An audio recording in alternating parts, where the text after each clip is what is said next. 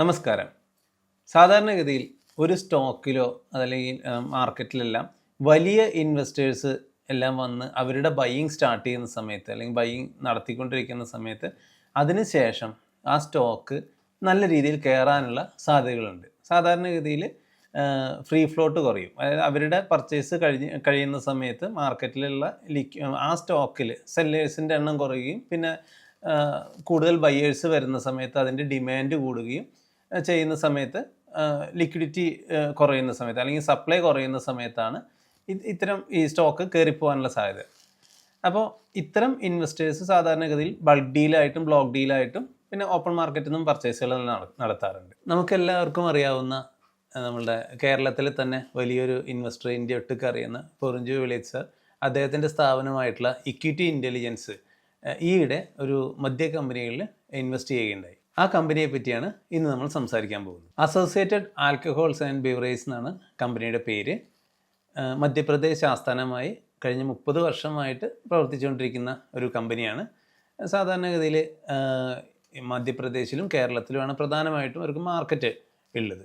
ഇപ്പോൾ ആ കമ്പനി അവരുടെ എക്സ്പാൻഷൻ്റെ ഭാഗമായിട്ട് ഗോവയിലേക്കും മറ്റ് സംസ്ഥാനങ്ങളിലേക്കും എല്ലാം ഡൈവേഴ്സിഫൈ ചെയ്തുകൊണ്ടിരിക്കുകയാണ്. കമ്പനി അവരുടെ ജിയോഗ്രഫിക്കലി അവരുടെ ഏരിയ, മാർക്കറ്റിങ്ങിൻ്റെ ഏരിയ വർദ്ധിപ്പിക്കുന്നതോടുകൂടി തന്നെ അവരവരുടെ ബിസിനസ് പ്ലാൻസിലും ചെറിയ മാറ്റങ്ങൾ വരുത്തിയിട്ടുണ്ട്. നിലവിൽ അവർ ഉണ്ടാക്കുന്നത് ഇന്ത്യൻ മെയ്ഡ് ഫോറിൻ ലിക്വറും ഇന്ത്യൻ മെയ്ഡ് ഇന്ത്യൻ ലിക്വറും ആണ്. അത് മറ്റ് കമ്പനികൾക്ക്, അതായത് മറ്റ് മദ്യ കമ്പനികൾക്ക് വേണ്ടിയിട്ടൊരു കോൺട്രാക്ട് മാനുഫാക്ചറിങ് എല്ലാം ചെയ്തു പോരുകയായിരുന്നു. അതിന് ഉപരിയായി അവരിപ്പോൾ അവരുടെ ബ്രാൻഡിൽ തന്നെ പ്രീമിയം ലെവലിലുള്ള വിസ്കീസും മറ്റ് മദ്യങ്ങളും ഇറക്കാനുള്ള പദ്ധതിയുമായി ഇപ്പം മുന്നോട്ട് പോവുകയാണ്. കമ്പനിയുടെ ഫണ്ടമെൻ്റൽസിൽ നോക്കുകയാണെങ്കിൽ കമ്പനി ഇപ്പോൾ ട്രേഡ് ചെയ്യുന്നത് ഏകദേശം 960-65 നിലവാരത്തിലാണ് കമ്പനി ഇപ്പോൾ ട്രേഡ് ചെയ്യുന്നത്. നോക്കുമ്പോൾ കമ്പനിയുടെ വാല്യുവേഷൻ നോക്കാനായി നമ്മൾ സാധാരണഗതിയിൽ യൂസ് ചെയ്യുന്നത് കമ്പനിയുടെ PE റേഷ്യോ ആണ്. ഇപ്പോൾ കമ്പനി 23 എന്നുള്ള PE ലെവൽസിലാണ് ട്രേഡ് ചെയ്യുന്നത്.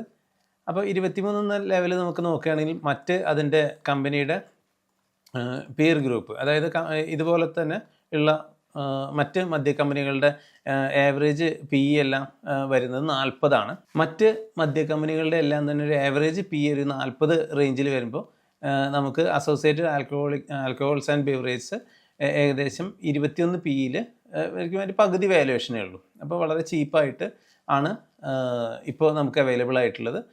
അതുകൊണ്ടെല്ലാം ആയിരിക്കാം, അതിൻ്റെ വാല്യുവേഷൻ വൈസ് വളരെ ചീപ്പായതുകൊണ്ടായിരിക്കാം ഇദ്ദേഹത്തെ പോലൊരു വലിയൊരു ഇൻവെസ്റ്റർ ഇതിലേക്ക് എൻട്രി നടത്തിയിരിക്കുന്നത്. ഈ കമ്പനിയിൽ ഇക്വിറ്റി ഇൻ്റലിജൻസ് ബൈ നടത്തിയിരിക്കുന്ന ഒക്ടോബർ 30-നായിട്ടാണ് 1160 രൂപ നിലവാരത്തിൽ 1 ലക്ഷം ഷെയറുകളാണ് കമ്പനി ബൈ നടത്തിയിരിക്കുന്നത്. ഇപ്പോൾ നോക്കുന്ന സമയത്ത് അത് അവരുടെ ബൈ റേറ്റിൽ നിന്നും കുറേ താഴ്ന്ന ഏകദേശം 100 രൂപയോളം താഴ്ന്നിട്ടാണ് ഇപ്പോൾ 965 രൂപയിലാണ് നിലവാരത്തിലാണ് ഇപ്പോൾ ട്രേഡ് നടന്നുകൊണ്ടിരിക്കുന്നത്. സാധാരണഗതിയിൽ ഒരിക്കലും വലിയ കമ്പനീസിൽ ഇൻവെസ്റ്റ് ചെയ്യുന്ന സമയത്ത് അവർ ബൈ സ്റ്റാർട്ട് ചെയ്യുമ്പോൾ തന്നെ അത് ഒരു നിലവാരത്തിലേക്ക് പോവും. അവിടെ നിന്നും മേ ബി അവർ തന്നെ കുറച്ച് ഇത് സെല്ല് ചെയ്തിട്ട് വീണ്ടും തിരിച്ച് കുറച്ച് താഴേക്ക് ഇറക്കി അവർക്ക് ഉദ്ദേശിക്കുന്ന ഒരു particular share, number of shares കിട്ടിയാൽ മാത്രമാണ് അവിടുന്ന് ഈ സ്റ്റോക്ക് മുകളിലേക്ക് പോകുള്ളൂ.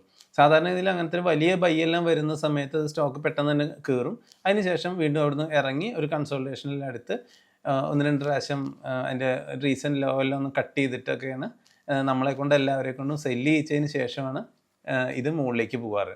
അപ്പോൾ അതേ ഒരു പാറ്റേൺ തന്നെയാണ് നമ്മൾ ചാർട്ടിലും ഇപ്പോൾ കാണുന്നത്. നമുക്ക് അസോസിയേറ്റഡ് ആൽക്കഹോൾ ആൻഡ് ബിവറേജിൻ്റെ ചാർട്ടാണ് ഇപ്പോൾ കാണുന്നത്. ഇതിൽ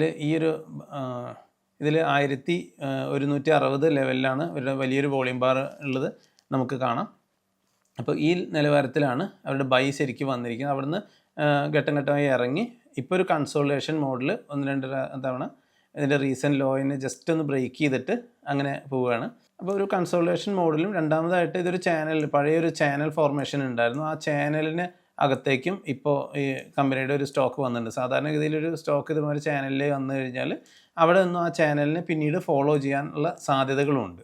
അപ്പോൾ ഈ ചാനലിൻ്റെ ഹൈ എന്ന് പറയുന്നത് ഏകദേശം ഒരു 1160 ചാനലിൻ്റെ ലോ വന്നിട്ട് 950 നിലവാരമാണ്. അപ്പോൾ ഇവിടെ നിന്നും ഇതൊരു മുകളിലേക്കുള്ള സാധ്യതകൾ കാണുന്നുണ്ട്.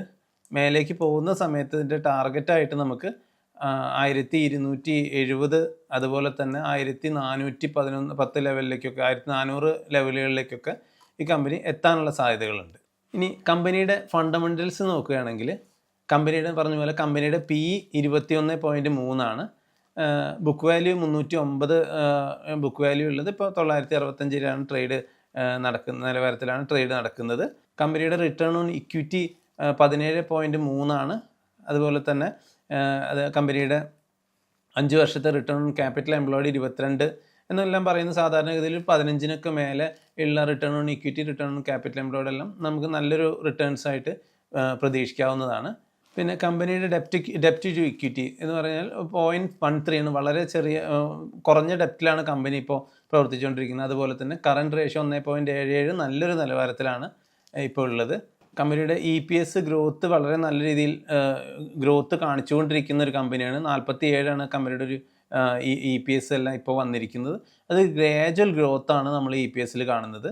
അതേപോലെ തന്നെ ഈ ഏണിങ്സ് പെർ ഷെയർ കൂടുന്നതോടുകൂടി തന്നെ ഇതിൻ്റെ പ്രൈസ് ടു ഏണിങ്സ് പതുക്കെ ഗ്രാജുവലി ഇറങ്ങി വരികയാണ്. അങ്ങനെ വാല്യുവേഷൻ വളരെ റീസണബിൾ വാല്യുവേഷനിലാണ് ഇപ്പോൾ കമ്പനി നിൽക്കുന്നത്. നമ്മൾ പറഞ്ഞു കമ്പനി അതിൻ്റെ പുതിയ മേഖലകളിലേക്ക്, പുതിയ ജിയോഗ്രഫിക്കൽ ഏരിയാസിലേക്ക് എക്സ്പാൻഷൻ നടത്തിക്കൊണ്ടിരിക്കുകയെന്നതിൻ്റെ ഭാഗമായിട്ട് ചിലപ്പോൾ ഫസ്റ്റ് ഇനീഷ്യൽ സ്റ്റേജിലെല്ലാം മാർക്കറ്റിംഗ് എക്സ്പെൻസസുകൾ ഇതെല്ലാം വരാനുള്ള സാധ്യതകളുണ്ട്.